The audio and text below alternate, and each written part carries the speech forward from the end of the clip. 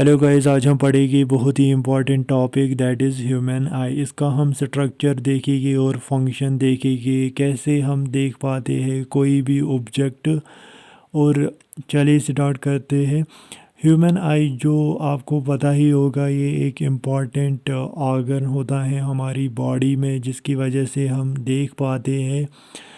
पहले हम देखते हैं इसका स्ट्रक्चर इसमें पहला पार्ट है कॉर्निया। कॉर्निया ये अपर मोस्ट ट्रांसपेरेंट लेयर होता है आई का, जहाँ से लाइट एंटर होती है। दूसरा है सिलेरी मस्कुलस। सिलेरी मस्कुलस ये स्पेशल टाइप ऑफ मस्कुलस होती है आई में, जो लेंस को एक पर्टिकुलर पोजीशन में रखते हैं। फिर है आइरिस। आइरिस क्या होता है? ये भी एक पार्ट है आई का, जो मेंटेन रखता है साइज ऑफ पुपिल। और पुपिल का काम क्या होता है? वो कंट्रोल करता है, मतलब कितनी लाइट एंटर हो सकती है आई में। तो size of pupil is regulated by iris, ये यहाँ पे है। तो आइरिस कहाँ पे होता है? ये सेंटर में होता है। जैसे यहाँ पे मैंने और एक फिगर बनाई है, जैसे यहाँ पे है पोपिल और इसके बाद है आइरिस। पोपिल क्या करता है? ये कंट्रोल करता है how much light enters in eye. और आइरिस का काम क्या होता है? ये कंट्रोल करता है साइज ऑफ पोपिल। तो ये इनकी फंक्शन है। इसके बाद है लेंस। लेंस का काम क्या होता है? ये एडजस्ट करता है जो लाइट एंटर होती है बाहर से, तो ये वो लाइट एडजस्ट करता है रेटिना पे। इसके बाद है रेटिना। रेटिना ये पोस्टीरियर पार्ट होता है आई का, जिस पे इमेज बनती है ऑब्जेक्ट की। और इसमें कुछ फोटो सेंसिटिव सेल्स होती है, जैसे रॉड्स एंड कोन्स इसमें होती है, जो कन्वर्ट करती है लाइट एनर्जी को इनटू इलेक्ट्रिकल सिग्नल में। फिर वो electrical signal through optic nerve से चली जाती है ब्रेन में, और ब्रेन उसको इंटरप्रेट करता है। एज ए रिज़ल्ट हम देख पाते हैं और उस ऑब्जेक्ट को। और दो पार्ट है इसमें, aqueous humour and vitreous humour. Aqueous humour क्या होता है? ये एक फ्लूइड वाटरी सबस्टेंस होता है बिटवीन लेंस एंड कॉर्निया के दरमियान। जो वाटरी सबस्टेंस होता है उसको बोलते हैं एक्वस ह्यूमर, और लेंस एंड रेटिना के दरमियान एक वाटरी फ्लूइड होता है, उसको बोलते हैं विट्रस ह्यूमर।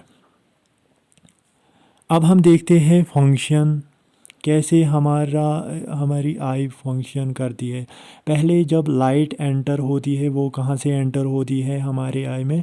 कॉर्निया से, जो ट्रांसपेरेंट लेयर होता है। फिर जाके वो पुपिल से एंटर होती है। पुपिल से जब एंटर होती है तो वो लेंस पर गिरती है। लेंस उसको एडजस्ट करता है रेटिना पर। एज ए रिज़ल्ट रेटिना पे फोटो सेंसिटिव सेल्स होती है, जो कन्वर्ट करती है इस लाइट एनर्जी को इनटू इलेक्ट्रिकल सिग्नल में। फिर वो electrical signal through optic nerve से चली जाती है ब्रेन में। जैसे यहाँ पे लाइट है, लाइट गिरी कॉर्निया पे, फिर पोपिल से एंटर होती है, फिर लेंस पे गिरती है। लेंस एडजस्ट करता है इस लाइट को रेटिना पे। रेटिना पे क्या होता है? Light energy is converted into electrical signal में कन्वर्ट होती है। As a result through optic nerve से फिर ये इलेक्ट्रिकल सिग्नल चली जाती है ब्रेन में। ब्रेन इसको इंटरप्रेट करता है। एज ए रिज़ल्ट हम देख पाते हैं उस ऑब्जेक्ट को। तो यह है फंक्शन इसकी। फिर है आई में कुछ डिफेक्ट्स होते हैं, जैसे मायोपिया होता है, हाइपरमेट्रोपिया होता है, प्रेसबायोपिया होता है, एस्टिग्मेटिज्म होता है। जैसे मायोपिया का दूसरा नाम है शॉर्ट साइटेडनेस, जिसमें एक person near by objects clearly देख पाता है, बट फॉर ऑब्जेक्ट्स वो क्लियरली नहीं देख पाता है। और उसको करेक्ट करने के लिए एक लेंस होता है, दैट इज़ कनकेव लेंस।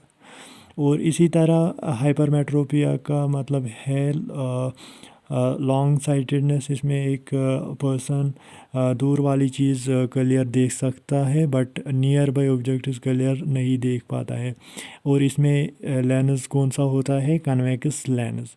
और प्रेस बायोपिया बिकॉज ऑफ एजिंग से होता है, और उसमें बाईफोकल लेंस से वो करेक्ट होता है।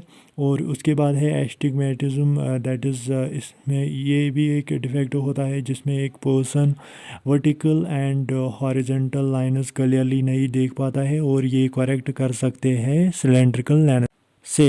तो ये है कुछ डिफेक्ट्स ऑफ आई। और फिर है इसमें दो points, near point and far point. Near point क्या होता है, मतलब हमारी आई कितना नज़दीक देख सकती है, दैट इज़ 25 सेंटीमीटर। और फार पॉइंट कितना होता है, इन्फिनिटी। तो ये हमने आज पढ़ा ह्यूमन आई के बारे में। आई होप आपको सब समझ आया होगा। Thank you for watching.